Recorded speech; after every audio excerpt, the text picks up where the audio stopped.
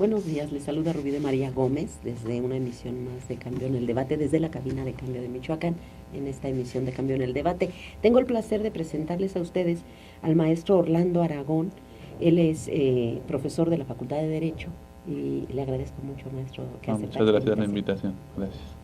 Bueno, también tenemos la presencia del maestro Alberto Cortés. Él es profesor de la Facultad de Derecho y de la Facultad de Filosofía. Bienvenido. Gracias también por invitarnos.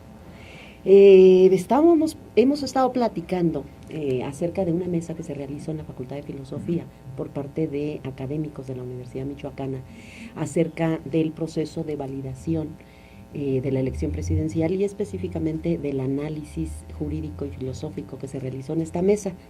Y yo quisiera empezar para que el público de Cambio en el Debate sepa con quién estamos hablando, que se invitó a gente especializada con algo que aportar en términos académicos, intelectuales y también en términos políticos. ¿Por qué no nos platica un poquito de su historia académica, maestro, para que lo conozcamos? Sí, muchas gracias. Bueno, yo estudié la licenciatura en Derecho aquí en la Universidad Michoacana, en la Facultad de Derecho. También estudié la maestría en Historia de México, en el Instituto de Investigaciones Históricas, aquí también de la universidad.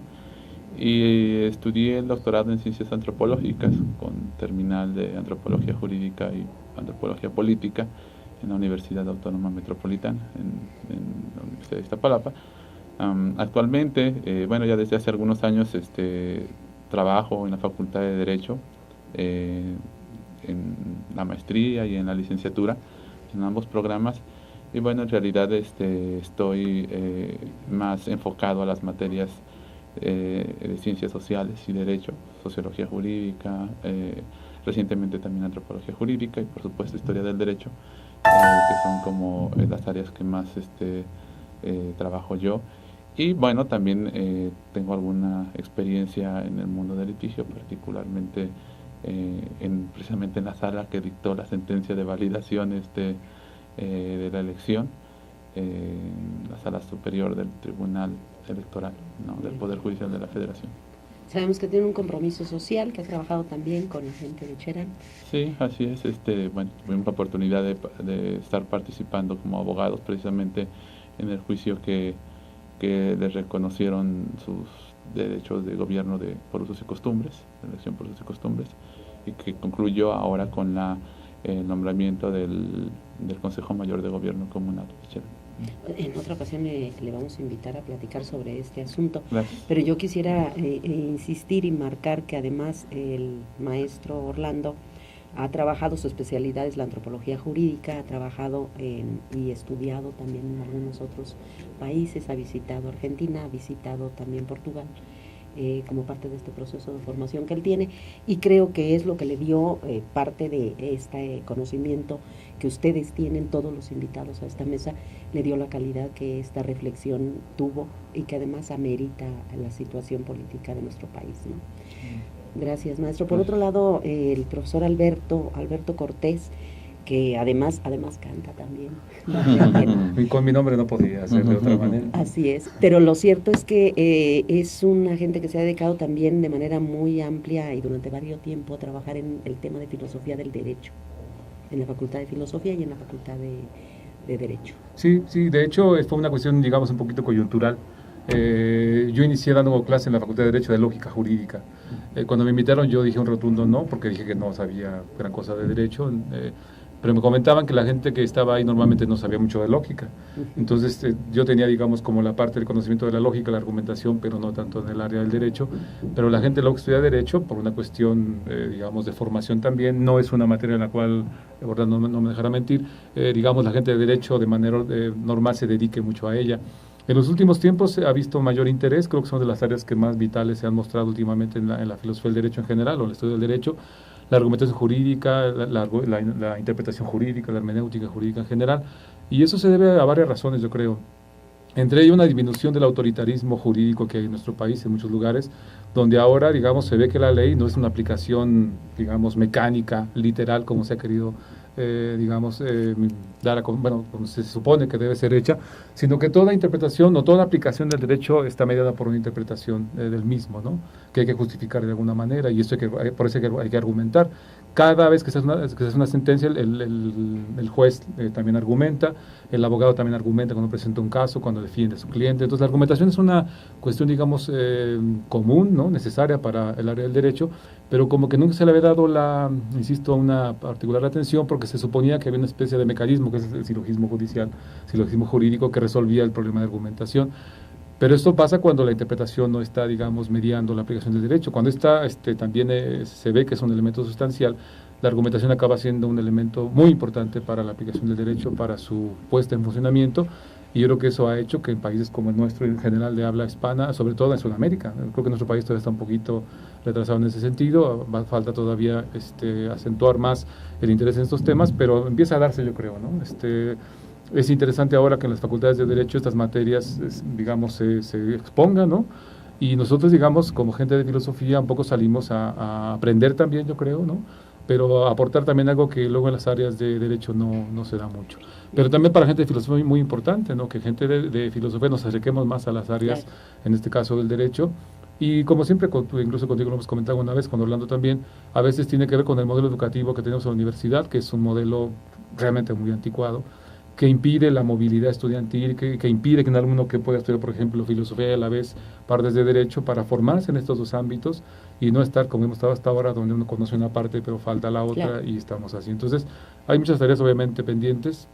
Lástima que la universidad esté metida ahorita en otras broncas y no las que debería estar metida realmente, que es en cómo pensar una estructura académica realmente novedosa que resuelva problemas de este tipo, ¿no? Claro, pues les agradezco esta presentación, muestra claramente el énfasis que yo quería dar a esta postura crítica que ustedes tienen. Los académicos en general están comprometidos con la sociedad de la cual reciben mucho, creo, ¿no? Porque es la sociedad quienes permite a los académicos hacer lo que hacemos, y creo que ustedes dan una muestra, tú desde la filosofía y en esta vinculación que tienes particularmente con la lógica jurídica, ¿no?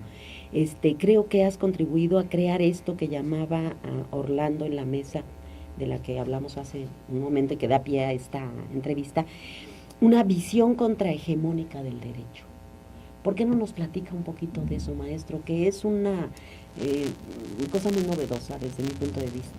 Creo que hay mucha gente que le gustaría saber en qué consiste esta perspectiva. Bueno, la perspectiva, digamos, de contrahegemonía en el derecho es parte, digamos, de un planteamiento de la escuela, o bueno, de una serie de escuelas críticas del derecho, ¿no? Es una forma de hacer teoría crítica a partir del derecho.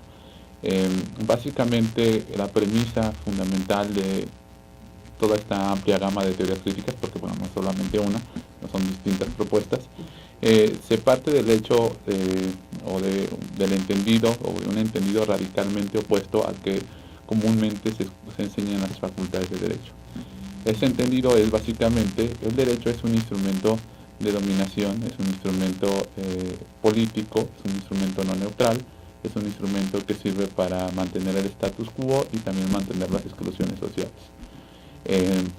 Los estudios de licenciatura comúnmente enseñan totalmente lo contrario. El derecho es un instrumento neutral, es un instrumento justo, es un instrumento que sirve para dirimir nuestros conflictos sin mayor problema, o bueno, sin mayor, digamos, inequidad, más bien, etcétera, ¿no? La visión entonces de la teoría crítica del derecho es opuesta a eso. Se parte de ese entendido para a partir de ahí ver cómo se puede usar al derecho en un sentido distinto al que fue diseñado originalmente.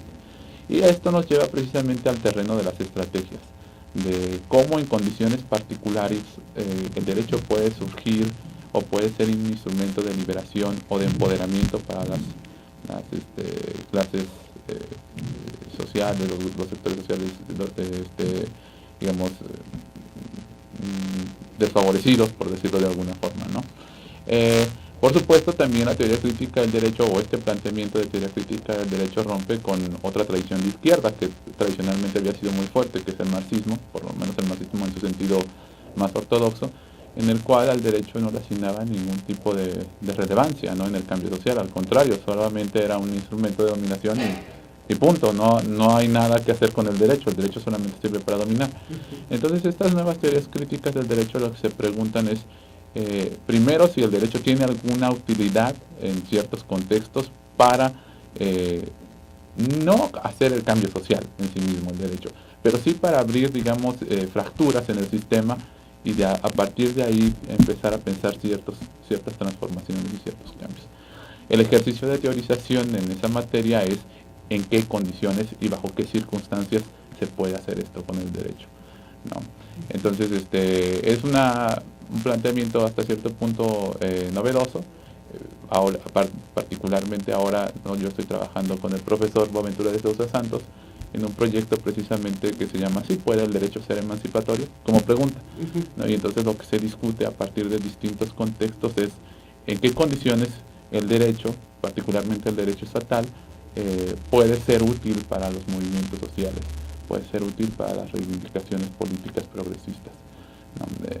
Como les digo, es un ejercicio, una posición teórica a contrasensu, digamos, de la doxa del abogado normal y tradicional, ¿no? Esto es una cosa que desgraciadamente no se enseñan en las facultades, son estudios, digamos, todavía bastante marginales, pero que también pues nos ayudan a explicar precisamente sentencias como la de la Sala Superior en el caso de la validación de la elección, ¿no?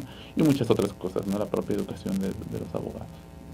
Es muy interesante, pero si están de acuerdo, ¿por qué no abordamos el tema? Vamos directamente a este tema de la mesa, ¿no? Y a las posturas que ustedes expusieron ahí, que fueron desde mi punto de vista muy importantes y por eso les pedí que viniéramos a hacer este programa, porque creo que vale la pena compartir con ellos. Usted exponía, maestro, que hay una especie de contradicción entre buscar cuestionar la validez de la elección a través del órgano del TRIFE, porque lo que ya nos dijo, porque la naturaleza de este organismo pues no era la de ponerse en contra de lo que las instituciones hacen, ¿no?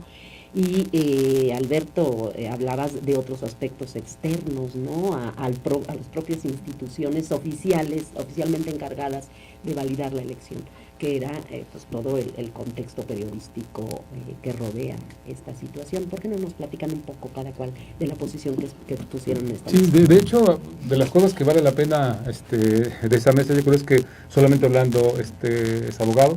Los dos tres invitados, digamos, de filosofía, el doctor Mario Teodoro Ramírez, hay alguien de psicología y también de filosofía, que es el doctor David Pavón, y bueno, en este caso yo que tampoco, digamos, soy abogado de formación ni mucho menos, pero creo que es parte de lo interesante, ¿no? Porque esta visión que tú dices reduccionista del derecho como algo técnico y que solamente le compete a los abogados, tiene ese grave problema, ¿no? Que parece que el resto de la sociedad no podemos opinar y hablar al respecto porque es una cosa técnica, ¿no? Esa es una respuesta que ahorita el gobierno la quiere poner, o las autoridades, cuando no quieren, digamos, evidenciar su responsabilidad y a veces digamos, el sesgo que tienen sus decisiones.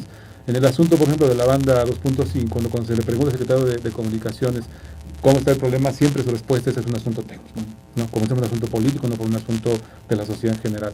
Cuando incluso recordando a propósito del asunto que le valió a Peña Nieto el problema en la Ibero, que es el asunto de Atenco, que viene a raíz de una decisión de hacer ahí un aeropuerto, cuando se le cuestionaba también a la gente qué onda con el aeropuerto, la respuesta era la mismísima, es un asunto técnico. Entonces, parece que ahora también es un asunto técnico, la cuestión de validar una elección, que le compete solamente al especialista. El especialista es una figura ambivalente, yo creo, tiene, digamos, sin duda su razón de ser. Nadie puede ahora conocer demasiadas cosas para, digamos, de manera razonable, introducirse mucho en un ámbito para saber exactamente cómo moverse en él, pero tiene también la cara negativa de que parece que cuando es un ámbito del especialista, los demás estamos excluidos de ahí, no podemos, digamos, intervenir porque no entendemos o no tenemos el manejo de esto, ¿no? Y me parece que es algo que debe cambiar, ¿no? Precisamente esa mesa, aunque es una cuestión que se puede decir que es esencialmente jurídica, no es puramente jurídica, ¿no? Hay elementos de otros tipos que se juegan en esta calificación y que todos como ciudadanos, independientemente de que nos dediquemos, tenemos sin duda para opinar cierta posibilidad. Se nos puede juzgar si las opiniones que externamos son adecuadas o no, pero eso hay algo que debemos hacer en ese sentido. Entonces yo, para iniciar inclusive la discusión, lo que yo decía ahí era que evidentemente, y hablando de la argumentación jurídica, uno esperaría que esa decisión hubiera estado bien razonada, bien fundamentada, bien justificada, lo cual no debía limitarse al asunto puramente jurídico. Ese es otro vicio también que se tiene, me parece, en el derecho, ¿no? Limitarse al asunto puramente de lo que las reglas, ¿no?, determinan, y a veces sin hacer caso de los principios que también supuestamente deben dominar la aplicación del derecho. Entonces, para no complicar demasiado o extenderme demasiado, yo diría que hubiéramos esperado, por ejemplo, que nos hubieran dicho estos señores del TRIFE, ¿por qué los principios, ¿no?, del artículo 41, 42 de la Constitución, 41, que hablan de que deben ser unas elecciones libres, equitativas, auténticas, no se violentaron, ¿no? Yo decía que precisamente en este país esta tradición autoritaria ha hecho como que no tengamos mucho cuidado en, efectivamente, cuando aplicamos el derecho, respetar los principios jurídicos, ¿no? Porque no sabemos exactamente cómo hacerlo. Yo decía que aparte de una cuestión que se puede ahí ver, que se puede juzgar de mala voluntad o de complicidad o lo que sea, hay una especie de incapacidad, me parece, de las autoridades para poder reconocer, ¿no? Y es una incapacidad, digamos, efectiva, ¿no? No es que quieran no ejercerla, sino que no pueden ejercerla, me parece, por una falta de preparación y de idea, ¿no?, en ese sentido, de cuándo se violenta un principio constitucional. Es decir, a mí me gustaría que ellos nos hubieran dicho cuándo ellos hubieran considerado que sí se violentaba esos principios constitucionales, qué tipo de hechos podían, según ellos, haber constituido una violación de esos principios constitucionales, ¿no? Porque lo que nos queda claro a todos nosotros, al menos a mí, es que los actos, las evidencias, ¿no?, que se tienen ahora, los indicios, como también se les mencionan ahora, de estas irregularidades que estuvieron alrededor de la elección, sí constituyeron de manera, me parece que razonable, violencia, ¿no?, o una violentación de esos principios constitucionales, sobre todo esto de que fueran elecciones libres, ¿no? Cuando a una persona se le ofrece algo, no solamente dinero, ¿no? Inclusive lo que pasó es una campaña negativa, ¿no?, de que si votas por alguien se va a acabar el mundo, algo así. Eso implica digamos, una especie de sesgo que sin duda afecta la libertad que una persona tiene para poder emitir un voto. Entonces, a mí sí me gustaría que estos señores nos dijeran, ¿no? Claro que no lo van a hacer porque no, digamos, insisto, no podrían hacerlo, yo creo. Es cuándo uno puede considerar, la autoridad considera que sí se violentaron tales principios, ¿no? Entonces me parece que, porque así como está, podemos dar evidencia a fulana y la hizo tal y tal y tal, y ellos dicen no. O sea, ellos declararon que no se violentó en ninguna medida, en ningún sentido, este tipo, digamos, de condiciones de unas elecciones auténticas. Y eso es lo que es muy grave. Claro. Porque entonces, o es un dictamen absolutamente irresponsable e ignorante, o es un dictamen cínico, cuando ante esas evidencias ellos dicen no está pasando absolutamente nada. Tú sabes que en mucho el caso de la violencia de las mujeres, como si yo hiciera cierto tipo de violencia, yo te dijera no, ¿cuál? Ninguna, en lo absoluto. O sea, que ni siquiera fuera capaz de reconocer, ¿no? Cuando quizá no soy un macho así, digamos, violento, pero aún así ejerzo cierto tipo de violencia que yo debería reconocer, ¿no? Claro. Cuando yo digo que no hay nada absolutamente, o soy muy mala leche, o soy muy cínico, ¿no? Entonces, muy claro. Me parece que en este caso pasa algo tu similar. argumento. Vamos a hacer un receso, unos minutos, le pedimos espacio y enseguida nuevamente en la cabina de Cambio de Michoacán y dialogando sobre la validación del proceso electoral. Maestro, usted tenía algo que decir respecto a esto que nos comenta Alberto, tan importante de la certidumbre a la que están obligadas las autoridades del tribunal. Sí, yo creo que, digamos, en la mesa exponía yo un punto de vista, digamos, un tanto, no distinto, porque yo también coincido en que había elementos suficientes como para hacer una interpretación precisamente distinta a la que se hace, que es básicamente no ocurrió nada, ¿no? Todo estuvo muy bien. Yo más bien me enfocaba o trataba de hablar en la cuestión de la mesa precisamente de una posibilidad de ir o no ir a los tribunales. Eso me parece también una situación, digamos, interesante. Es decir, creo que el maestro Alberto decía ya recién una cosa muy, muy importante.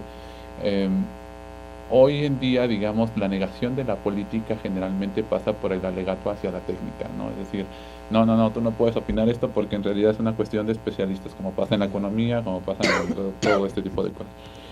Y me parece que el peligro de ir a un juicio de pronto puede cruzar también en esta estrategia, ¿no?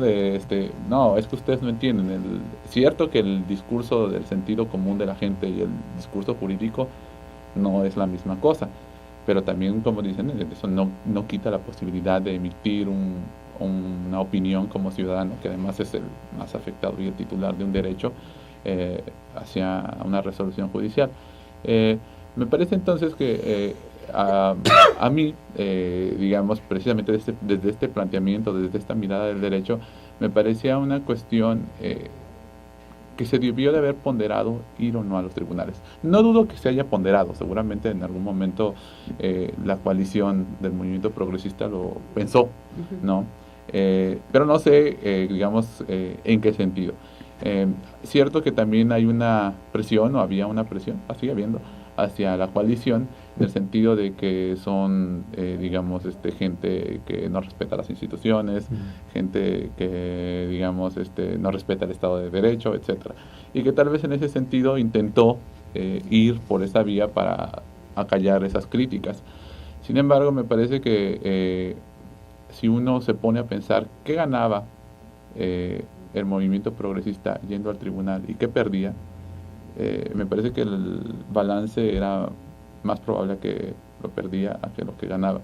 Es decir, yo no creo que, bueno, es un cálculo personal, que hubiera habido verdaderas posibilidades de que el tribunal anulara la elección o invalidara la elección. Claro, elementos los hay, y creo que ya los exponía muy bien Mario, pero la cuestión de la interpretación, creo que a mí eso también me parece importante, bueno, ponerlo desde mi perspectiva. No es una cuestión azarosa, es decir, sabemos que el discurso jurídico es tan ambiguo, tan amplio, que así como haces esta interpretación legalista, limitada, miope, por decirlo así, puedes hacer una gran interpretación constitucionalista, garantista, en la cual tú puedas argumentar que se violó precisamente el artículo, los principios constitucionales básicamente de la elección. Pero esa ambigüedad o esa amplitud no es azarosa. O sea, creo que es otra de las cosas importantes que hay que señalar. Es decir, no es que un día amanezcas de buenas y un día amanezcas de malas, ¿no? Sino que desde mi punto de vista, esa ambigüedad siempre es usada a favor de una posición política. Es decir, tenemos una posición política que legitimar, de donde estiro el discurso legal para hacerlo, ¿no? Y entonces, si en este caso no puedo anular o no quiero anular, o no son las fuerzas políticas que dominan, digamos, las instituciones electorales no me permiten anular, ¿cómo justifico esta decisión? Bueno, el derecho me da ahí la justificación suficiente. Una cosa que veíamos precisamente también en la mesa era esta indignación generalizada de la gente, ¿no? Con la resolución del tribunal. Y yo les decía que, por increíble que les pareciera para muchos abogados, y seguramente muchos que me están viendo acá, la interpretación del tribunal es impecable, sí, ¿no? Está ajustada totalmente a derecho y no hay nada que decir, ¿no? Y cualquier precisamente punto de vista crítico es acallado con eso. Es que no saben, es que hablan nada porque tienen boca, qué sé yo.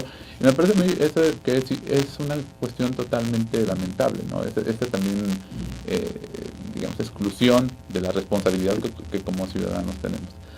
Entonces yo planteaba esa situación de qué tanto valía la pena ir digamos, al tribunal. Hay movimientos sociales que ganan mucho. Por ejemplo, los movimientos sociales que están, digamos, fuera de las instituciones, cuando meten un pie a un tribunal, ganan una legitimidad que no tenían. Sin embargo, un movimiento que está dentro de las instituciones, que además sabemos que por el comportamiento de toda la campaña, de toda la elección, fue bastante viciado. Sabemos que esas autoridades ya están, digamos, como cargadas.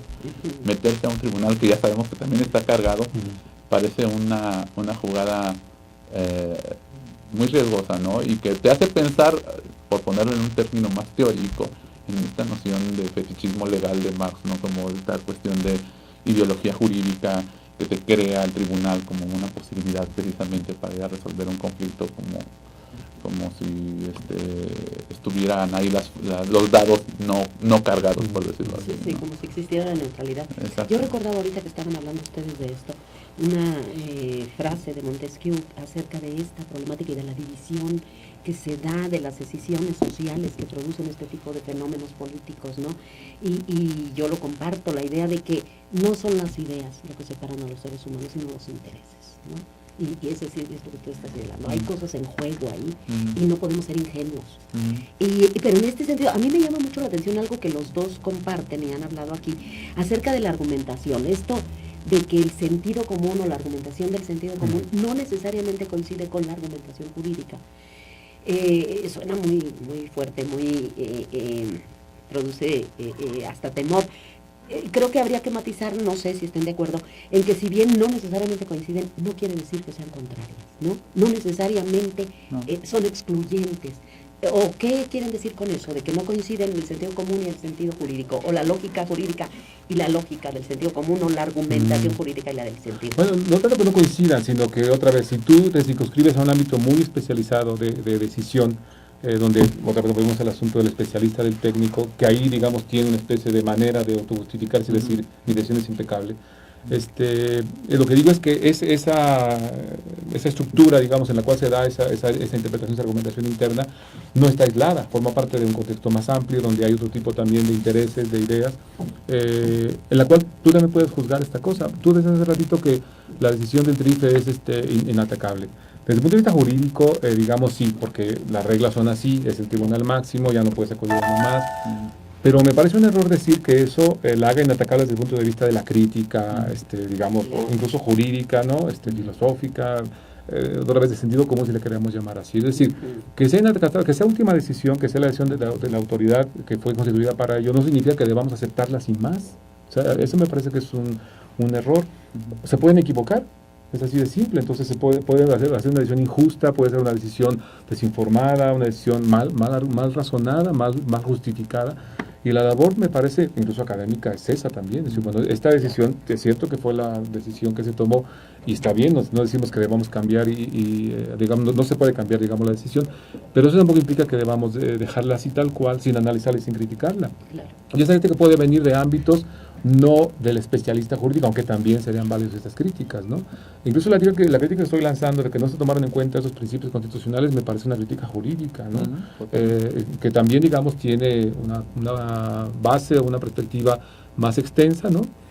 Pero me parece que no es tanto que estén contrapuestas una cosa de la otra, ¿no? Claro. Pero en fin, nada más me gustaría comentar una cosa que dijo hace un momento también Orlando, que decía que hay una especie de indignación generalizada sobre este dictamen. Indignación generalizada. Y yo me permito dudarlo mucho, ¿no? Porque el problema es ese más bien, ¿no? Que me parece que hay una especie de, sí, ¿no? De nivel o de estrato de la sociedad en la cual esa indignación sin duda se está dando, ¿no? Yo estuve en una de las manifestaciones de 132, poco después de las elecciones, y era un mundo de gente. Es decir, tú dices, bueno, no son 10, no son 20, son miles de personas auténticamente que estaban, digamos, en una protesta ordenada, pacífica, pero muy, digamos, firme frente de Televisa, pues evidenciando su indignación de la manera en que se manejaron las cosas.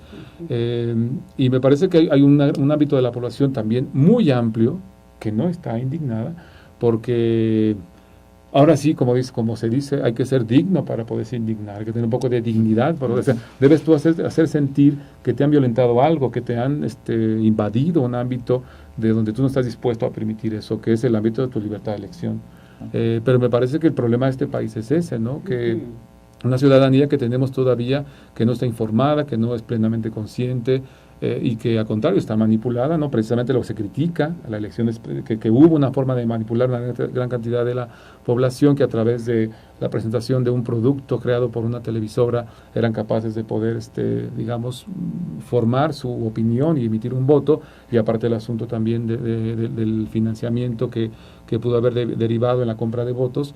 Todo eso, digamos, hace que uno se puede indignar desde una perspectiva, pero quizá el destinatario de eso, la persona a la cual iba destinada a eso, pues no está en esa indignación. Tengo un compañero que es muy dado a escribir Facebook a los candidatos y esto, a decirles, dice, mira, a lo mejor ni me leen y todo, pero igual para que no me quede yo con esto atorado. Le digo, mira, sí, claro que lo van a leer, pero no les va a preocupar, porque tu voto no es realmente relevante para que ellos ganen la elección. O sea, es un voto de gente informada, pero que es una minoría, por desgracia todavía, sin duda en aumento, pero donde todavía realmente las votaciones se deciden en ámbitos de la población que no están todavía, y no porque sea gente tonta o gente, digamos, que tenga culpa de algo, no, sencillamente la estructura social está hecha para mantenerlos en una desinformación y una carencia, digamos, de capacidad crítica, porque no tienen a veces ni para comer. Entonces no puedes pedirles que tengan una decisión, digamos, muy informada, muy madura.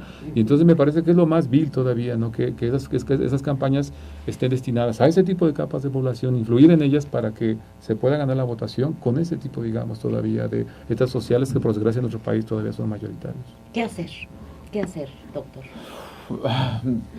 Difícil. Precisamente la idea de la plática que yo trataba de abordar en la mesa, yo iba tendiendo más a qué no hacer que hacer, ¿no? Creo que hoy precisamente las ciencias sociales tienen esa gran dificultad, ¿no?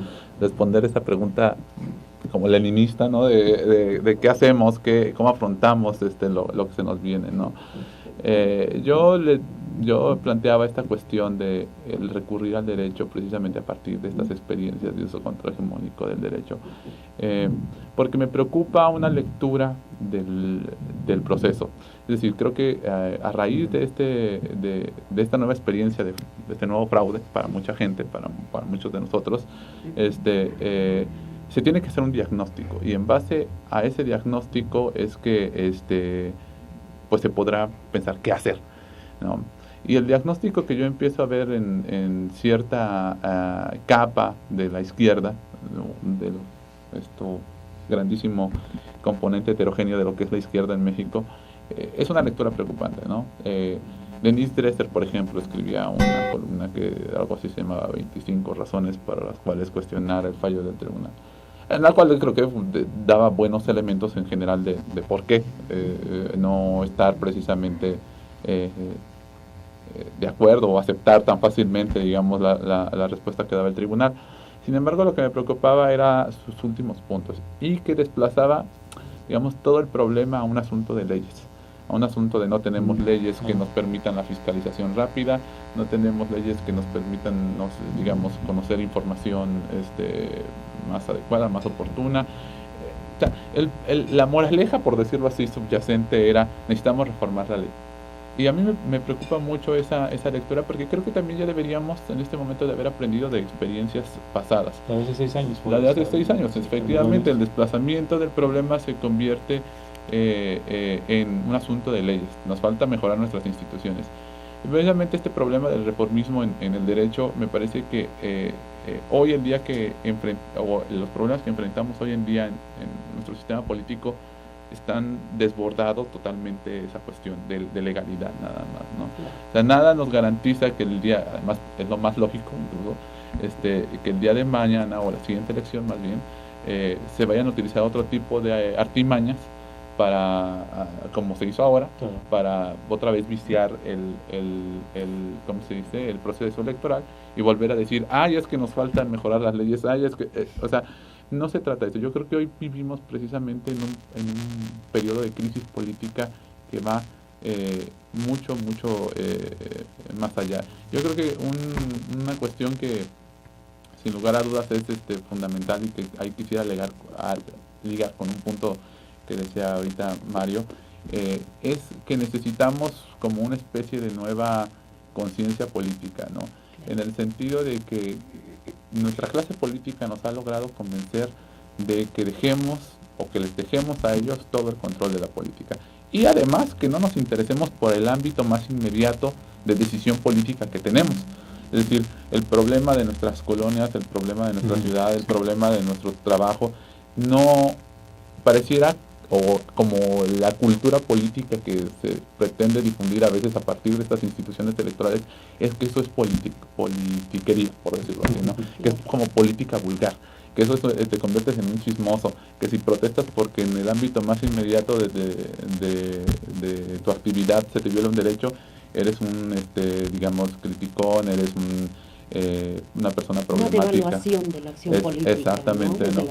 Y por el otro lado, en las grandes esferas de la política parece que no podemos decir nada. Es decir, cuando ya hoy nos vamos a leer o a enterarnos de las noticias de los congresos, digamos, de las cámaras de diputados, de los de senadores, cuando por ejemplo se discute el presupuesto, no se puede dar un punto más del Producto Interno Bruto de Educación Pública, porque no, eso altera, digamos, todo el esquema económico y se escapan los inversores. O sea, pareciera que también entonces en esa esfera, pues tampoco no hay nada que discutir. Entonces yo creo que hoy gran parte de nuestro desafío es tomar una responsabilidad nuevamente con nuestra acción política directa y por supuesto no tan directa en esas grandes esferas, que si no lo hacemos, no vamos a salir de esta crisis, ¿no? Yo creo que hoy sí la situación demanda un cambio, digamos, de nosotros, de paradigma mucho mayor, ¿no? Claro. Incluso de reinventar nuestra democracia, porque me da la impresión de que verdaderamente estamos en una crisis que, digo, ahora se ve esto una cuestión fraudulenta de un partido, pero también el comportamiento del partido que alega que le robaron la elección tampoco ha sido en muchos contextos el más noble o el más ejemplar de todos, ¿no? Vamos a dejarlo allí. Otro espacio Muy de bien. pues yo no sé que el tiempo es corto, pero lo hemos aprovechado al máximo. Espero que nos vuelvan a visitar para poder seguir platicando. Claro. En este momento yo quisiera, para cerrar, si quisieran ustedes decir algo que sea importante. Bueno, para no hacerle al político de que luego sale con cosas que no tienen al cuento, mejor ligar con lo que estaba diciendo Orlando en la última intervención. Tú preguntabas qué hacer y él decía acertadamente que buena de la respuesta ahora más bien qué no hacer, ¿verdad? Y es una cuestión muy, muy interesante ahora en la filosofía. Inclusive Luis Villoro, por ejemplo, dice que viene con un concepto de justicia negativa, ¿no? Más que una justicia de lo que debería ser, debemos tener una justicia de aquello que no deberíamos tolerar, de lo que no debemos, permitir. Y son de las cosas, digamos, que deberíamos poner un hasta aquí. Y tú también lo ligabas con el hecho de que no es tanto los partidos, no es tanto el derecho, no es tanto la estructura, que sabemos que ha venido a funcionar lo que va a hacer este cambio. Tú lo decías también de manera acertada, redefinir un poco el asunto de cómo es la democracia y cómo la vivimos. Y también tú lo comentabas, el hecho de hacer acciones en lo más cercano, ¿no? Yo decía que luego se llega al lugar chabacano de que empezar por uno mismo, ¿no? Que me parece una tontería porque pues, no vivimos aislados, pero sí con los ámbitos más cercanos. Hoy en la columna, un artículo de Víctor Manuel Toledo, ecologista importante de la UNAM, que por cierto creo que radica aquí en Morelia, decía que tal como están las cosas, apelando a esta redefinición, decía que era preferible 1000 actos de 100 personas que en diferentes ámbitos protestaran y se organizaran, que un solo acto de 100,000 personas. Es decir, que puede ser muy, muy numeroso, muy impactante, pero que no acaba por, digamos, estar en este cambio de lo que nos afecta de forma concreta, ¿no? Claro. Y ponemos un ejemplo para nosotros, por ejemplo, la universidad misma. La universidad tiene muchas responsabilidades, ¿no? Como tú le hace rato, ¿no? La sociedad misma mantiene la universidad, no solo con la finalidad de poder crear y formar profesionistas para lo que es necesario de la sociedad, sino también para, instaurar cierto tipo de formas de vida que deberíamos evidenciar en la actuación de la misma universidad. Entonces, la democracia que deberíamos estar, peleando por ella, debería ser vivida al interior de la universidad, al menos. Es decir, si gente pensante que sabemos de esto, que sí nos indignamos, que tenemos esta información, no somos capaces de poder estructurar una vida al interior con una política universitaria más o menos democrática, pues entonces al exterior es más complicado. Y no solamente la universidad, sin duda sindicatos, sin duda organizaciones de consumidores, de padres de familia, deberían también estar por lo menos nosotros mismos en diferentes ámbitos. Pero creo que eso nos ha fallado, ¿no? Como que vemos que la democracia o ese asunto no lo vivimos de manera cercana en los ámbitos que nos toca vivir y actuar de forma más permanente, y eso no deberíamos estar insistiendo en eso. A mí me parece que la insistencia de nosotros de una vida en la universidad auténticamente democrática, por ejemplo, debería ser. Y el hecho de no tenerla, ¿no? Con esos vicios que tiene la universidad, pues ocasiona lo que estamos viviendo ahorita, ¿no? Una universidad parada, con conflictos que parece que son irresolubles, con situaciones muy viscerales, muy radicales, y que se ha dejado cocinar durante mucho tiempo. O sea, el problema que la universidad está viviendo ahorita no es de hoy, es un problema que se ha venido gestando de décadas atrás, con muchos responsables, nosotros mismos de alguna forma. Pero me parece que es donde deberíamos estar buscando esta manera diferente de hacer las cosas. En el ámbito más cercano, donde sí tenemos responsabilidad de poder hacer este cambio en la forma de vida, de organizarnos y de convivir, ¿no? Claro. Pues yo, antes de darle la palabra, doctor, quisiera comentar que a mí el valor de esta mesa, precisamente, me parece que es muy evidente, ¿no? La posibilidad de crear espacios de diálogo, de discusión, donde las visiones críticas y las no críticas puedan encontrarse, puedan establecer precisamente estos diálogos, ¿no? Cambio en el debate es esto, es un espacio para promover el diálogo de todas las voces de la sociedad.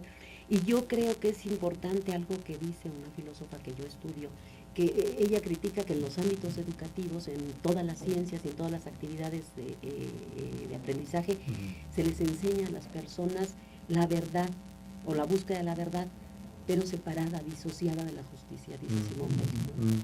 Y creo que es ahí donde esta mesa, este espacio de debate y todos los que podamos crear de diálogo y de encuentro son fundamentales para el desarrollo de la democracia. Y si usted me permite, yo quisiera, bueno, a partir de esto pedirle que cierre usted su participación y le agradezco mucho que haya estado a usted y a usted, maestro. Pues muchas gracias, doctora. Al contrario, gracias por la invitación. Yo creo que es un tanto también insistir en lo que decía ya nuestro Mario. La cuestión es esta, ¿no? Se trata como de como esta moda New Age, como misticismo oriental, de decir empecemos por un acto de constricción propio y a partir de ahí, o no tenemos autoridad para exigir si no empezamos por nuestra alma o nuestro espíritu. No se trata de eso, pero sí se trata más bien como de retomar, no sé, sería un planteamiento tal vez, si se quiere pensar en términos teóricos, de Foucault, ¿no? Del poder que circula en todos lados, y que tenemos que empezar precisamente por nuestras acciones más concretas, más directas. Tenemos que dar una batalla ahí para conquistar esferas, digamos, más altas. Lo que me da la impresión es que precisamente esta situación también se enfrenta a otro problema que precisamente muchas veces, aún con indignación o sin indignación, topa este problema, ¿no? Y es la cuestión de que creo que hoy nuestra circunstancia nos exige hasta cierto punto un sacrificio no menor.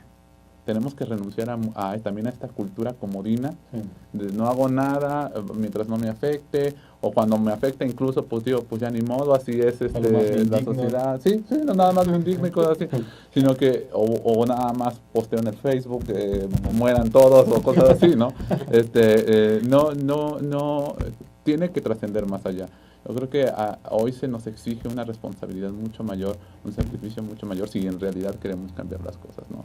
Porque esto no va a ser producto yo insisto, de una reforma legal, no va a ser producto de una concesión. Esta pelea que está por dar la sociedad, si es que verdaderamente quiere recuperar su capacidad de decisión política, tiene que ser mucho mayor y en mayores ámbitos, ¿no? Yo concluiría precisamente con eso. Un minuto, sí. Pero es una labor eminentemente filosófica a la larga. Sí, o sea, no de la filosofía también de gabinete y del especialista, claro, sino de que construye, digamos, vida en comunidad. Claro. Y lo que es grave es que las evidencias marcan a que parece que hay un retroceso de este intento de que la gente aprenda a pensar filosóficamente, que es pensar críticamente, pensar dialógicamente, precisamente. No se nos da eso a nosotros, la verdad. La ausencia de debates, por ejemplo, en las campañas políticas fue una claridad. Esos que llaman debates son remedos de lo que se puede llamar un debate. Y tan solo apelo para cerrar el asunto de la famosa desaparición de las materias filosóficas y humanidades en el bachillerato, por ejemplo. Claro. O sea, ¿qué tipo de gente vamos a formar? Cuando esto que tú señalas, ¿no?, de estos espacios, está bien que el espacio se dé, pero es formar a la gente para que venga a ellos, primero que se acostumbre a verlos, a participar.